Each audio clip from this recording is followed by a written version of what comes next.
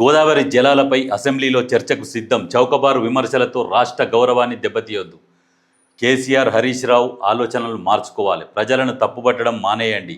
విషం కక్కకండి. నదీ జలాల్లో తెలంగాణ హక్కులను కాపాడుతాం. ముఖ్యమంత్రి రేవంత్ రెడ్డి. 2 ఏళ్లలో దేవాదుల పూర్తి చేస్తాం. మేడిగడ్డను గాలికి వదిలేయం. మరమ్మతులు చేస్తాం. త్వరలోనే మేడారంలో శాశ్వత వసతుల కల్పన. సీఎం దేవాదుల లిఫ్టింగ్ పాయింట్ను సందర్శించిన సీఎం అండ్ మంత్రులు. అనంతరం అధికారులతో సమీక్ష. అయితే ఇదే వార్త తీసుకున్నట్టయితే ఈనాడులో సభకు రండి చర్చిద్దాం. గోదావరి జలాలపై ప్రతిపక్షాలు మాట్లాడే అవకాశం ఇస్తాం ప్రతిపక్షాలకు. ఇక్కడ గెలిచిన సెటిలర్స్ కూడా ఏపీకి అనుకూలంగా పనిచేయరు.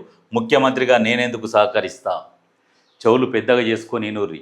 ఇక్కడ గెలిచిన సెటిలర్స్ కూడా ఆంధ్రకు సహకరించరు. ఇక్కడ ముఖ్యమంత్రిని నేను, తెలంగాణ బిడ్డని, నేనెందుకు వాళ్ళకు సహకరిస్తా? ఆలోచించుకోరు. చౌకబారు విమర్శలు చెయ్యకండి అని క్లియర్గా చెప్తున్నాడు.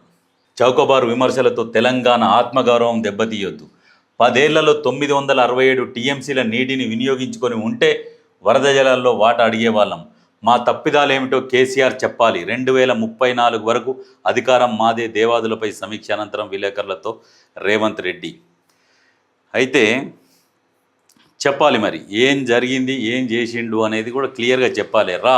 వస్తే మాట్లాడదాం అని చెప్పేసి క్లియర్గా చెప్తున్నాడు. అసెంబ్లీకి వస్తే చర్చిద్దాం. మేము చేసిన తప్పులేందో చూపించు. వట్టిగా చౌకబారు ఆరోపణలు ఇటువంటివి చేయకూడదు. తెలంగాణ రాష్ట్ర గౌరవాన్ని దెబ్బతీసే విధంగా మాట్లాడొద్దు అని చెప్పేసి క్లియర్గా చెప్తున్నాడు. అయినా కానీ ఇప్పుడు ఇక్కడ చూడు, 10 ఏళ్ళు పైసలున్న ప్రాజెక్టులు ఎందుకు కట్టలే? 10 సంవత్సరాల టైం, నెల కాదు 2 నెలలు కాదు, 10 సంవత్సరాల టైం ఉన్నది. మరి ఎందుకు కట్టలే? ఇప్పుడు ఎందుకు విమర్శిస్తున్నారు?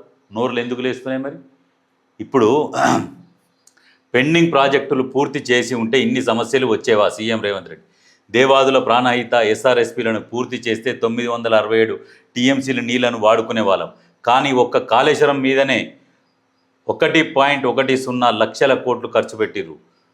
బాబా, కాళేశ్వరం నీళ్లు లేకుండానే రికార్డు స్థాయిలో వరి దిగుబడి సాధించినాం. మరి కాళేశ్వరం గట్టి ఏం ఫాయిదా? దున్నపోతు గడ్డి వేసినట్టే. కాళేశ్వరం లేకుండానే రికార్డు స్థాయిలో వరి దిగుబడి సాధించారు. మరి ఎందుకు కాళేశ్వరం? ఎందుకు 1,10,000 కోట్లు ఎందుకు పెట్టిరు? మరి ఏం స్కామ్? ఎవడు బాగుపడుతందుకు? ఎవడు తింటందుకు? అది ఒక కుటుంబం బాగుపడుతందుకు ఇటువంటి పనులు చేసిరు. సిగ్గుండాలి మళ్ళీ మాట్లాడుతందుకు. పక్క రాష్ట్రానికి నీళ్ళు ఇస్తున్నారనే చౌకబారు ఆరోపణలు ఆపండి. చర్చల ద్వారానే నీటి సమస్యను పరిష్కరించుకుంటాం.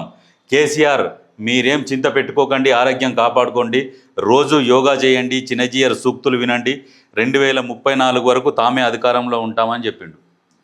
మంచి పుస్తకాలు చదువుర్రి. 80,000 పుస్తకాలు చదివినట్టు కదా, అందులో మంచి పుస్తకాలు చదువుర్రి, చిన్నజీయర్ సూక్తులు వినండి.